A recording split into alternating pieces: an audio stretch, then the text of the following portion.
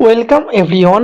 আজকের ভিডিওতে আমরা আলোচনা করব মাধ্যমিক 2024 সালের এবিটিএ টেস্ট পেপারের জিওগ্রাফি অর্থাৎ ভূগোলের 193 নম্বর পেজটি। এই 193 নম্বর পেজটিতে যে সমস্ত প্রশ্নগুলো আছে প্রতিটা প্রশ্ন ধরে ধরে উত্তর সহ আলোচনা করব। এর আগের ভিডিওতে আমরা টেস্ট পেপারের বিভিন্ন পেজের উত্তর সহ আলোচনা করেছি। ডেসক্রিপশনে সেই সমস্ত পেজগুলোর লিঙ্ক আমরা দিয়ে দিচ্ছি। আমাদের চ্যানেলে নতুন হয়ে থাকলে অবশ্যই সাবস্ক্রাইব করে নোটিফিকেশন বেলটি অন রাখুন, কারণ আমরা প্রতিনিয়ত মাধ্যমিক এবং উচ্চ মাধ্যমিকের প্রতিটা বিষয়ের সাজেশন, নোটস, পিডিএফ এবং ম্যাপ পয়েন্টিং সহ টেস্ট পেপারের সমস্ত প্রবলেম সলভ করে থাকি। তাহলে শুরু করা যাক। আজকে আমরা আলোচনা করব 193 নম্বর জিওগ্রাফির পেজটি।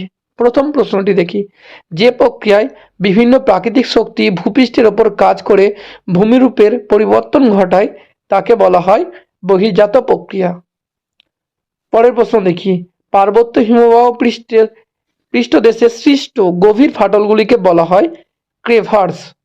3 নম্বর প্রশ্ন, মৌক্তিক বা সুক্তিক মেঘ বায়ুমণ্ডলের যে স্তরে দেখা যায় সেটি হলো স্ট্র্যাটোস্ফিয়ার। 4 নম্বর প্রশ্ন দেখি, রকি পার্বত্য অঞ্চলে প্রবাহিত উষ্ণ স্থানীয় বায়ুটির নাম হলো চিনুক।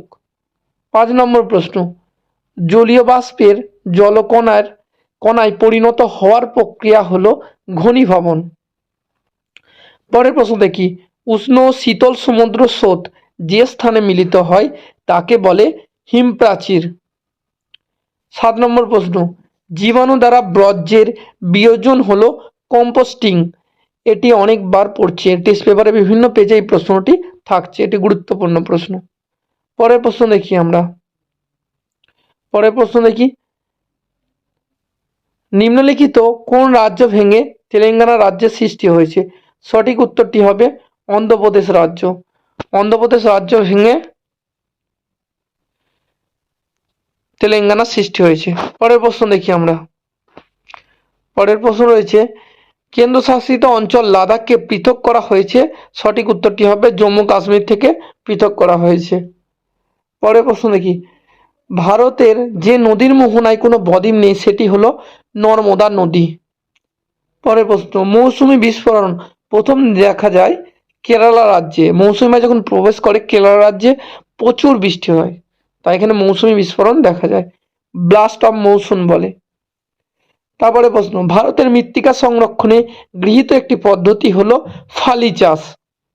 পরের প্রশ্ন দেখি, বিশুদ্ধ কাঁচামাল ভিত্তিক শিল্প হলো, সঠিক উত্তরটি হবে বস্ত্রবয়ন শিল্প। এখানে বিশুদ্ধ কাঁচামাল বলা হয় কারণ এখানে বস্ত্রবয়ন শিল্পে ব্যবহৃত যে সমস্ত র মেটেরিয়ালগুলো রয়েছে তাদের ওজন এবং বস্ত্রবয়ন তৈরি হওয়ার পর তার ওজন প্রায় সমান থাকে, তাই একে বলা হয় বিশুদ্ধ কাঁচামাল ভিত্তিক শিল্প।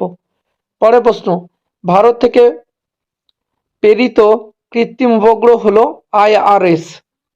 পরের প্রশ্ন, বিভাগ খ, এখানে বলেছে শুদ্ধ অশুদ্ধ নির্ণয় করতে বলেছে। দেখি প্রথম প্রশ্ন কি আছে। প্রথম প্রশ্ন রয়েছে, ট্রপোস্ফিয়ারে ধূলিকণার উপস্থিতি সর্বাধিক, এটি হবে সত্য। পরের প্রশ্ন দেখি, এল নিনোর সৃষ্টির বছরগুলিতে ভারতে বন্যার সৃষ্টি হয়, এটি হবে মিথ্যা। ভারতে খরার সৃষ্টি হয়, এল নিনো হলে সে বছর খরা হয়। পরের প্রশ্ন দেখি, মরু অঞ্চলে অবশিষ্ট পাহাড়গুলিকে মোনাডনক বলা হয় বা মোনক বলা হয়, এটি হবে মিথ্যা, কারণ মরু অঞ্চলে অবশিষ্ট পাহাড়গুলিকে ইনসেলবাজ বলে আর সমপ্রায় ভূমিতে মোনাডনক বলে। পরের প্রশ্ন দেখি, বেরিং স্রোত একটি উষ্ণ স্রোত, এটি হবে মিথ্যা, কারণ বেরিং স্রোত হলো একটি শীতল স্রোত। পরের প্রশ্ন দেখি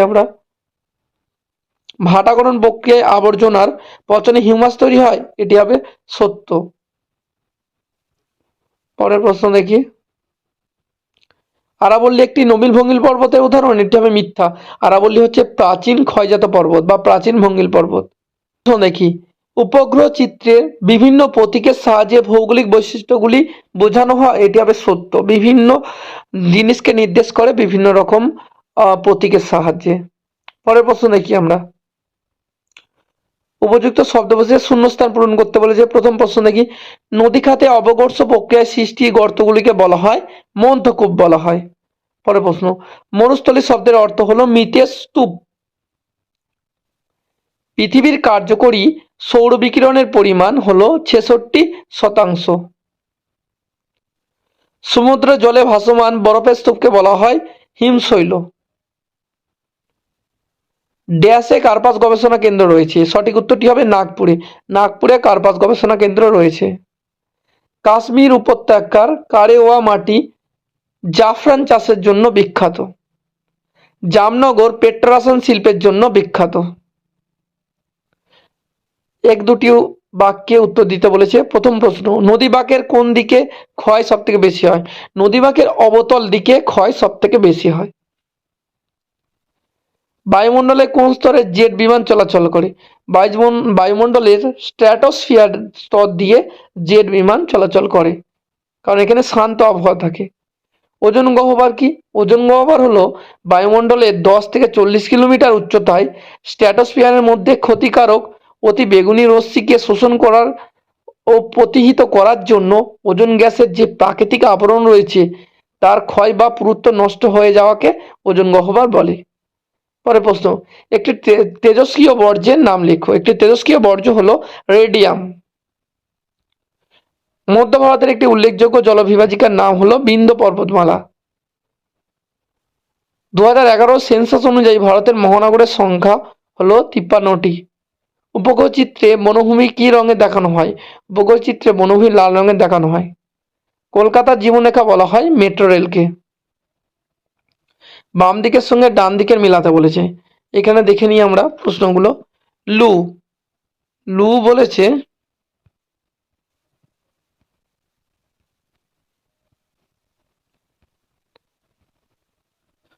লু লু একটি স্থানীয় বায়ু, এটি প্রবাহিত হয় উত্তর পশ্চিম ভারতে। তাহলে একের সাথে চারেরটা হবে। 2 নম্বর, বায়ুর অপসরণ সৃষ্ট গর্ত, অপসরণের ফলে সৃষ্ট গর্ত হবে ব্লো আউট। তাহলে 2 এর সাথে হবে 1। পূর্বাশা, পূর্বাশা হবে হাড়িয়া ভাঙা, এর সাথে হবে পূর্বাশা। ঝুম চাষ, ঝুম চাষ মৃত্তিকা ক্ষয় করে, তাহলে 4টার সাথে হবে 3টা। প্রতিনিয়ত মাধ্যমিক এবং উচ্চ মাধ্যমিকের প্রতিটা বিষয়ের আপডেট পেতে আমাদের চ্যানেলটিকে অবশ্যই সাবস্ক্রাইব করে নোটিফিকেশন বেলটি অন রাখুন।